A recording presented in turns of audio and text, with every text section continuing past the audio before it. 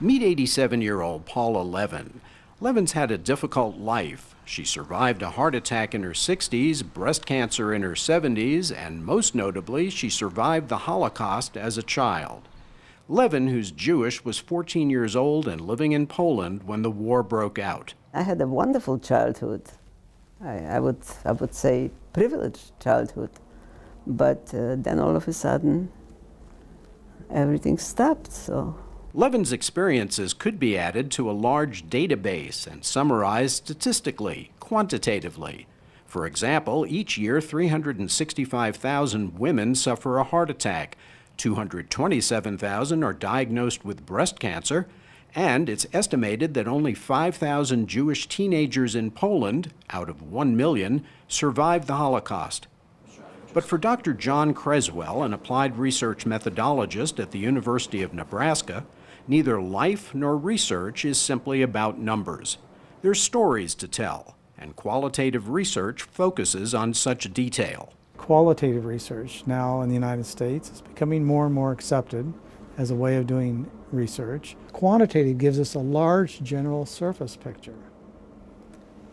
Qualitative gives us the in-depth picture. Now you've got to say that both pictures are probably valuable.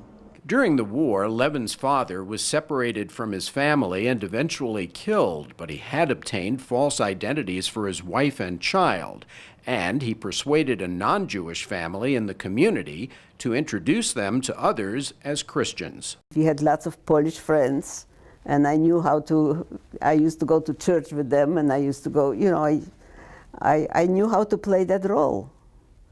So, but it wasn't easy. This was not that usual, the way I survived with my mother, because we were under assumed name. We played that for 2.5 years. The mailmen in that town in Poland wore uniforms. Every time the mailman would come, I was sure that somebody's coming to get us, it was in constant fear, non-stop. You'd be able to hear the tone of their voice. You'd be able to feel the emotion of the experience. Those are all rich details.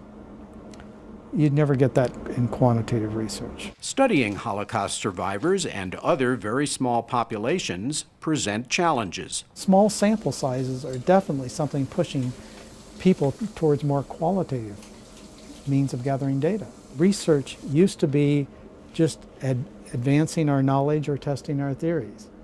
Now we've got a whole different set of reasons for doing research. It may be to lift up the voices of people that haven't been heard.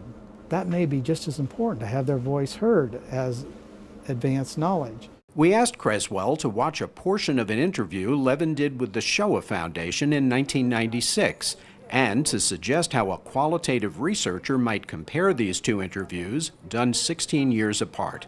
I would probably get a transcript of exactly what she said. I would then go through and start coding that to see what were some reoccurring themes that she might have talked about.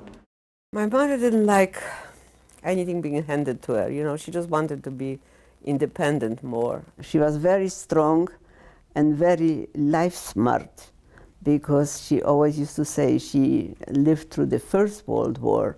So she was much more aware of things to come, and people like us, my husband and I, probably should never have had children, because after the war, after all what's happened to us, I don't think that we were qualified, to be parents. So at times, obviously, I'm very grateful and I'm happy most of the time, but, you can help, when you go through what I went through, to think that way sometimes.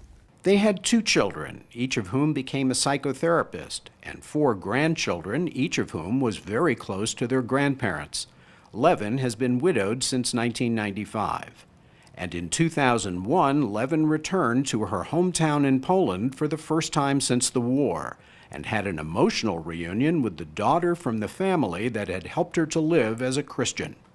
Levin had kept this childhood photo of her friend. I love using pictures in qualitative research. Pictures in qualitative research are what we call devices to elicit comments. The value of qualitative is being able to get that detailed perspective. And then when you talk to several Holocaust survivors, now you have multiple perspectives. Creswell, it should be emphasized, is not at all opposed to quantitative research. In fact, he's pioneered a combination of qualitative and quantitative fields called mixed methods. And baseball, surprising as it may seem, is one good way of illustrating mixed methods in everyday life. We get the quantitative measures, statistics, from Pittsburgh Pirates play-by-play announcer Greg Brown. 35-year-old Jason Grilli ended up making 28 appearances with the Bucks at a 2.48 ERA, and in 33 innings struck out 37 batters. But now consider New York Mets starting pitcher R.A. Dickey.